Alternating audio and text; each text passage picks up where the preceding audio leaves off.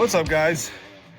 I'm over at our big storage facility going through some of the used parts, and I came across one that comes up in conversation when we're talking to guys over the phone. So I've got two different L-head exhaust and intake manifolds. So the reason why this is going to be interesting is because guys will call up, they've got a CJ2A, they've got a CJ3A, and they're looking for a carburetor, but then they tell us that they have a YF, a Carter YF, which has a wider hole pattern on the intake manifold. Well, we'll ask, okay, well, hold on, let's just verify something real quick, because a CJ2A should not have a YF, it should have a Carter WO, which has a more narrow. So you see right here, this is your common CJ intake and exhaust manifolds.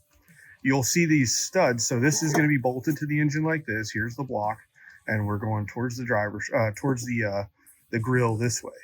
So these bolt holes go forward to back. That is the way that it's supposed to be for a Carter WO. Those bolt holes go just like that. This is the more narrow version of it. So this is an actual CJ intake manifold.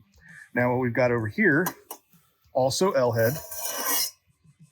It's still got the pipe on there. The exhaust manifold is broken, but you'll see these studs go left to right towards the engine. So it's going towards the engine versus parallel with the engine.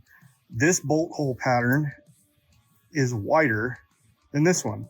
And guys with CJs, these get swapped in every now and again, and they'll end up having to run a Carter YF because this is off of a utility, so a truck or a station wagon, and this is a CJ. So that's the difference, left to right, forward to back. We ask this question a handful of times a week because guys will call looking for a carburetor.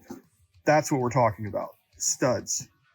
The spacing's different, the orientation's different. So same engine they fit, different application. Hope that clarifies, guys. Have a great day.